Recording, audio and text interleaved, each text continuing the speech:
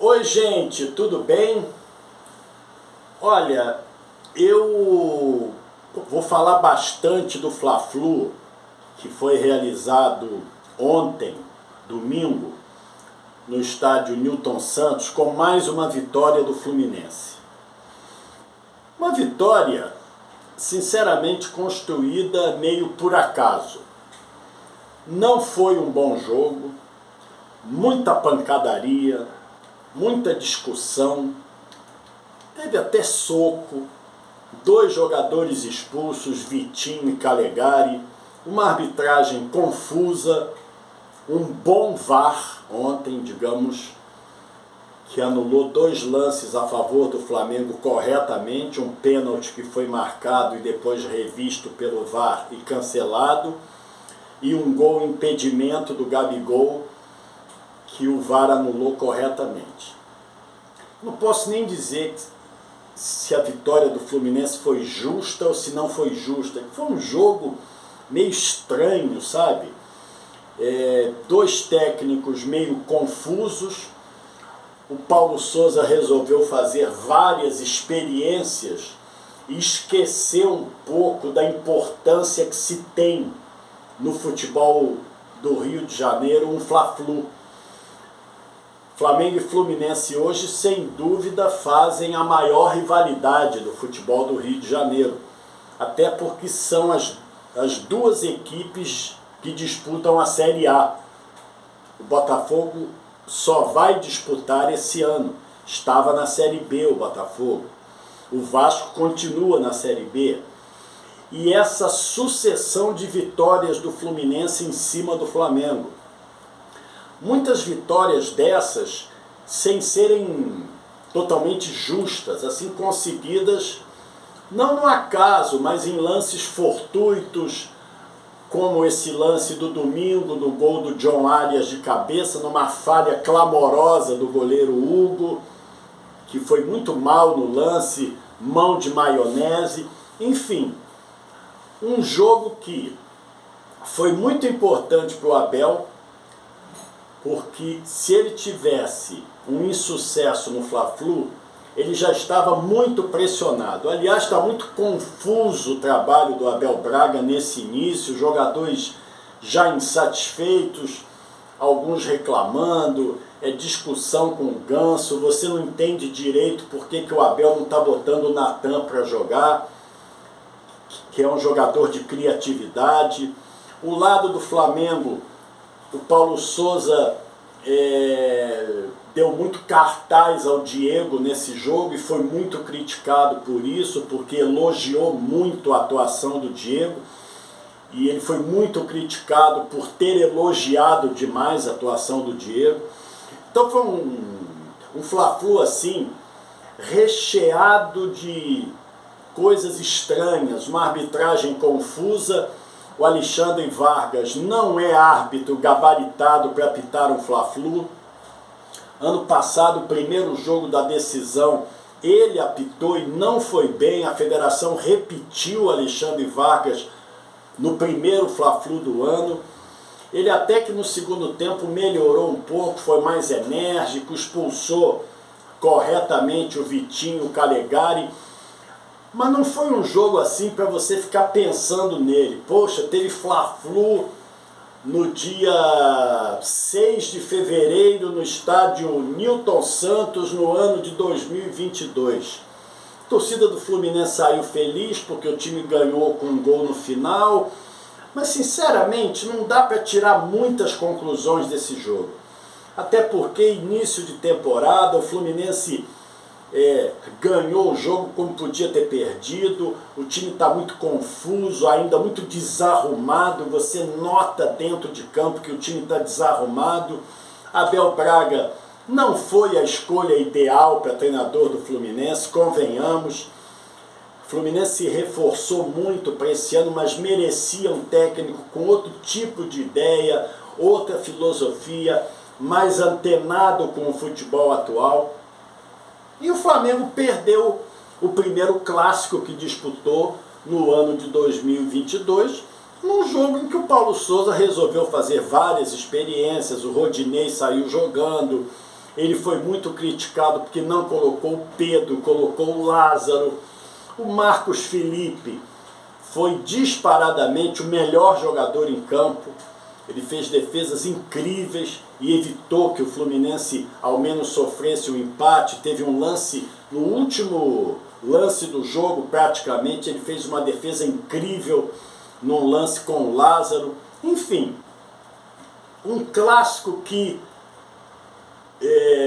fez com que a torcida do Fluminense saísse feliz do estádio, mas intimamente certa que não está legal ainda, que muita coisa tem que melhorar.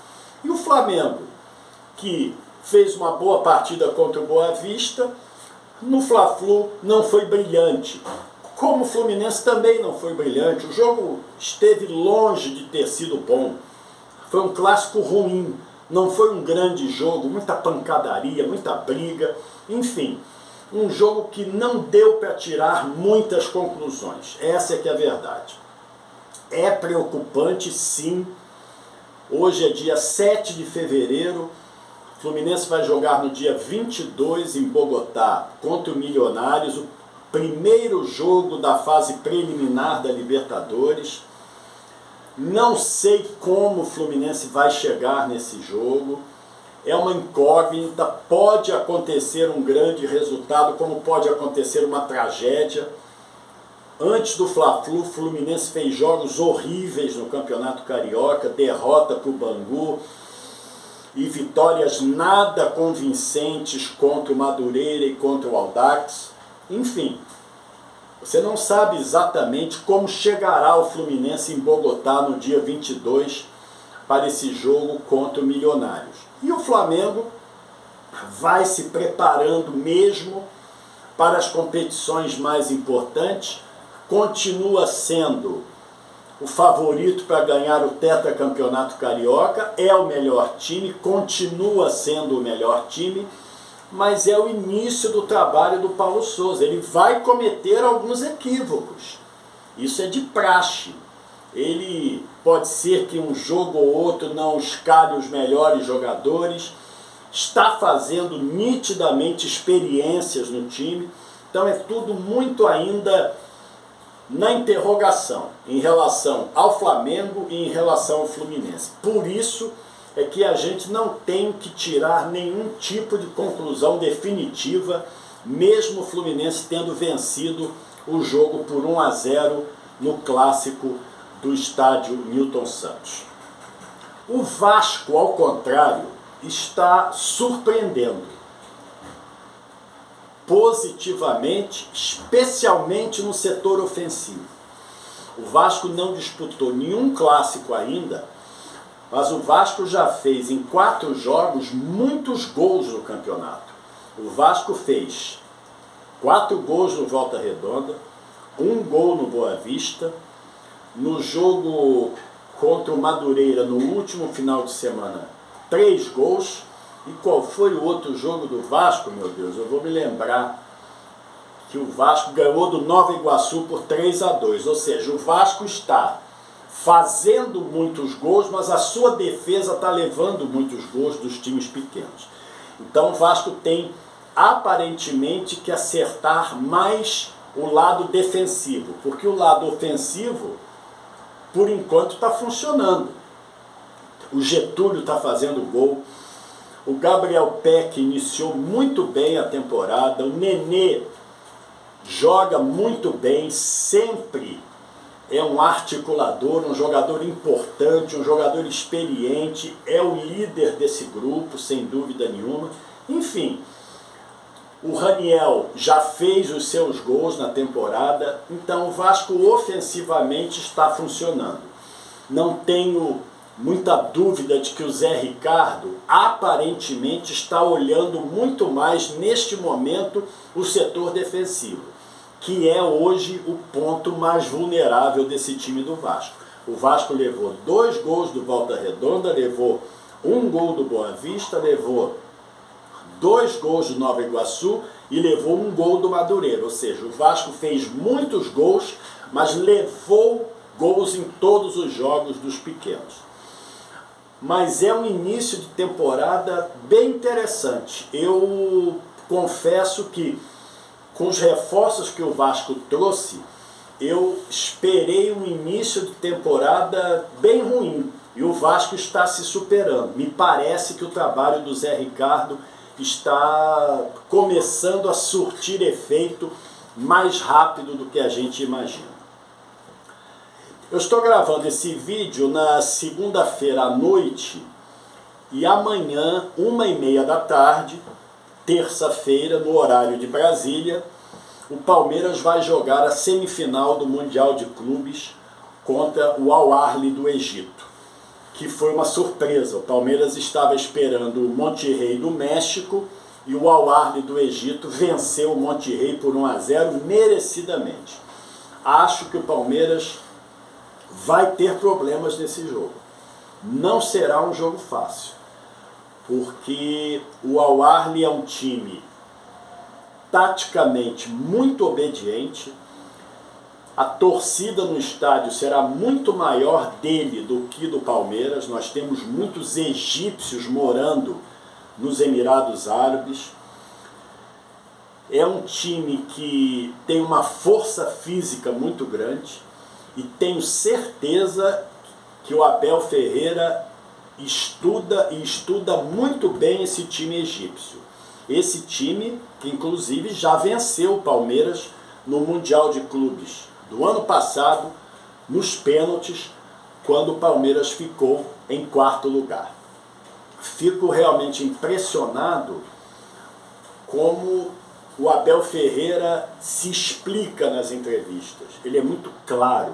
Ele, quando cortou o Patrick de Paula e cortou o Gabriel Menino da relação dos nomes do Mundial, ele explicou os motivos. E não há ninguém, nenhum de nós, nenhum jornalista, nenhum torcedor que saiba mais o que está acontecendo internamente do que ele. Pode dar tudo errado, o Palmeiras pode perder do Al Ahly e disputar o 3º lugar, é possível, mas não será por falta de planejamento. O jogo vai ser 1h30 da tarde dessa terça-feira.